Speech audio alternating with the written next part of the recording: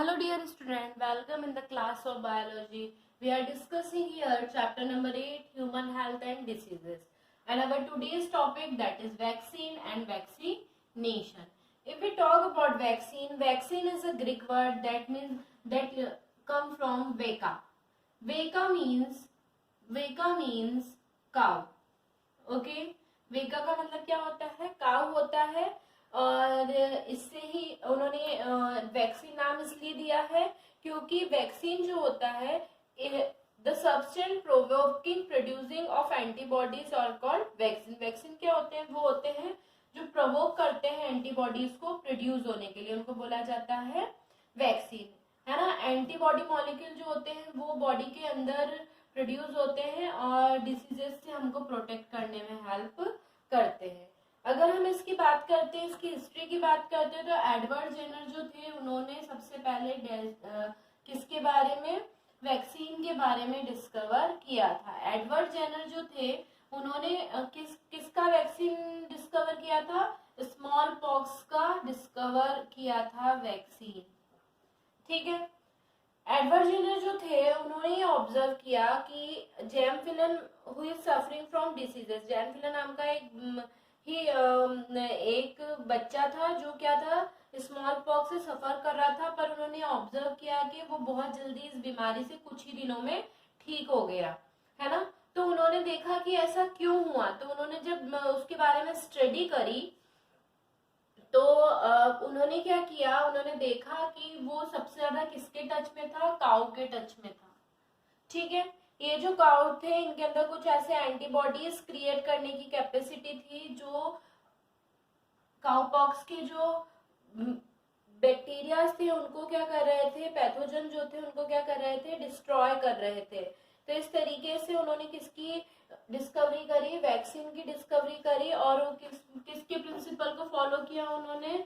Lewis posture, है ना। Lewis posture जो थे उनके जो प्रिंसिपल्स थे उसको, फ्रेगमेंटेशन के प्रिंसिपल को स्टडी करके, और उन्होंने इसके बारे में क्या किया था? स्टडी करी थी। और इसी तरीके से एडवर्ड जेनर जो था उनको इम्यूनोलॉजी का फादर रिगार्ड किया गया था, है ना। अगर हम इसकी बात करते हैं, मीन ऑफ एक्शन ऑफ क्या होता है कि वैक्सीन जो होते हैं वो एंटीजन होते हैं जो इंजेक्ट किए जाते हैं हमारी बॉडी के थ्रू, है ना। और ये क्या करते हैं? हमारी डिफेंस मैकेनिज्म को प्रोड्यूस, डिफेंस मैकेनिज्म मतलब हमारे बॉडी के अंदर एंटी बॉडी को प्रोड्यूस करने का काम करते हैं, एंटीबॉडी को प्रोड्यूस करने का काम करते हैं और प्रोटेक्ट करते हैं हमारे डिफरेंट डिसीजेस से।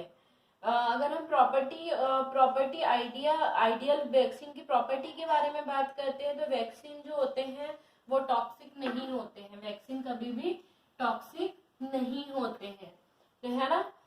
इसके अलावा कभी भी साइड इफेक्ट नहीं छोड़ते हमारी बॉडी पे।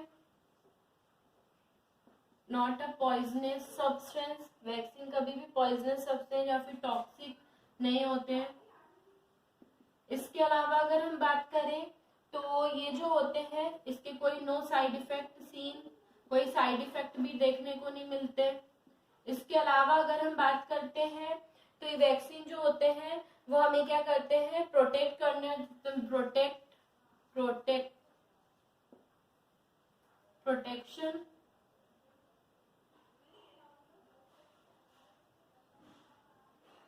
फ्रॉम डिसीजेस, है ना, protection from diseases.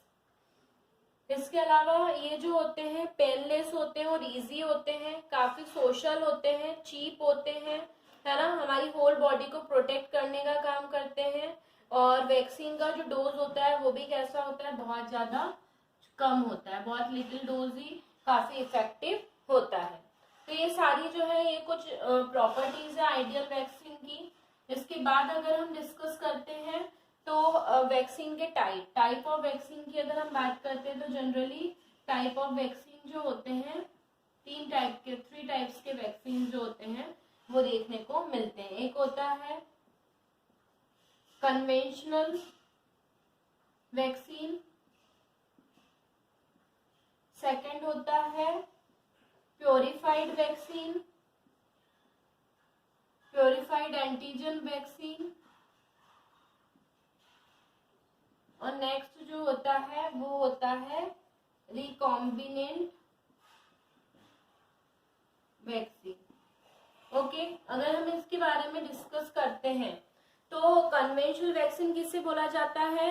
Those vaccine in which whole pathogen organ is used as a vaccine, जिसके अंदर पूरे ऑर्गेनिज्म को ही एज अ पैथोजन क्या किया जाता है, यूज किया जाता है, उसको बोला जाता है कन्वेंशनल वैक्सीन, है ना। ये जो होता है वैक्सीन प्रोड्यूस किया जाता है inside the body of organism, और इस तरीके के ये दो तरीके के होते हैं, एक लाइव वैक्सीन होते हैं और एक इनएक्टिव या किल्ड वैक्सीन होते हैं। Live vaccine that means vaccine prepare by live, है ना, लाइव एनिमल्स या पैथोजन से जिनको प्रिपेयर किया जाता है ना। और नॉन वायरुलेंट होते हैं ये जो होते हैं, इसमें ओरल पोलियो वैक्सीन, कौन कौन से आते हैं इसके अंदर?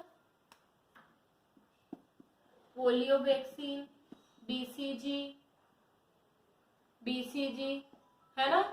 इसके अलावा अगर हम बात करें तो इसके अंदर स्मॉल पॉक्स, येलो फीवर, इन सब के वैक्सीन भी इंक्लूड किए जाते हैं। इसके अलावा हम बात करते हैं तो इनएक्टिव वैक्सीन ऐसे जो क्या करते हैं कि मार के किल करके बनाए जाते हैं यूवी रेज और एल्कोहल फॉर्मेशन और इनके थ्रू। इसके अंदर कौन से आ जाते हैं? वही अगर हम बात करें तो टाइफाइड के वैक्सीन इसके अंदर आ जाते हैं, है ना। टाइफाइड के अलावा अगर हम बात करें तो रेबीज के, प्लेग के, कोलेरा के, इन सब के वैक्सीन इसके अंदर आ जाते हैं। नेक्स्ट होता है प्यूरिफाइंग एंटीजन वैक्सीन, वो वैक्सीन जो क्या होते हैं प्रोड्यूस किए जाते हैं प्योर एंटीजन आइसोलेशन के थ्रू, है ना, पैथोजन के, उनको बोला जाता है प्यूरिफाइंग एंटीजन वैक्सीन। फिर रिकॉम्बिनेंट वैक्सीन जो रिकॉम्बिनेशन के थ्रू, वो वैक्सीन जो प्रोड्यूस किए जाते हैं रिकॉम्बिनेशन टेक्नोलॉजी के थ्रू, है ना, और उनको आइसोलेट करके और उनको सुटेबल वेक्टर में इंट्रोड्यूस करा के उसके रिकॉम्बिनेंट डीएनए बनाए जाते हैं और उसके बाद उसे फॉरेन जीन के अंदर ट्रांसफर किया जाता है। ये भी दो तरीके के होते हैं, एक होते हैं पॉलीपेप्टाइड चेन वैक्सीन और एक डीएनए वैक्सीन। जो पॉलीपेप्टाइड्स के रिकॉम्बिनेशन डीएनए टेक्नोलॉजी से बनाए जाते हैं उन्हें पॉलीपेप्टाइड रिकॉम्बिनेशन वेक्टर बोला जाता है और डीएनए वेक्टर उनको बोला जाता है जो कैसे होते हैं, डीएनए जीन्स के थ्रू डेवलप किए जाते हैं।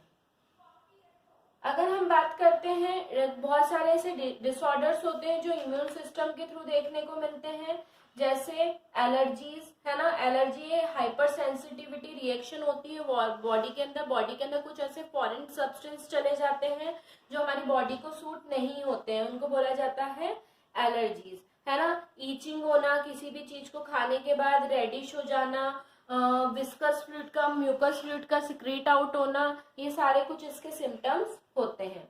कुछ ऑटो इम्यूनिटी डिसीजेस होती हैं जिसमें हमारा इम्यून सिस्टम हमारी इम्यूनिटी से लड़ने की जगह उसके ऊपर सेल्फ एंटीजेंस जो होते हैं उनको बनाने लगता है। बॉडी जो होती है उसके जस्ट अपोजिट वो क्या करने लगते हैं, अटैक करने लगते हैं, जैसे र्यूमिनेंट फीवर इसके अंदर आता है। इसके अलावा अगर हम बात करें तो इन्फ्लामेशन दैट मीन्स जलन होना, ईचिंग होना, ब्लड कैपिलरीज के अंदर इरिटेशन होना, ये सब देखने को मिलता है। इसके अलावा कुछ और डिसीजेस होती हैं जैसे एड्स होता है, कैंसर होता है ना। ये एड्स के बारे में हम ऑलरेडी पढ़ चुके हैं, कैंसर होता है। ये सारी डिसीजेस भी किसके थ्रू देखने को मिलती हैं, ये एंटी इम्यून, हमारे इम्यून सिस्टम से रिलेटेड ही देखने को मिलती हैं। ओके, सो हमारा topic that is vaccine and vaccination is now finished, and with this help our chapter number 8 human health is also completed। एक छोटा सा टॉपिक है इसके अंदर that is एडिक्शन के बारे में आप लोग सेल्फ लर्न करेंगे और उसको समझने की कोशिश करेंगे, अदरवाइज हम नेक्स्ट लेक्चर में उसके बारे में डिस्कस करेंगे। Till then student, have a nice day, good bye.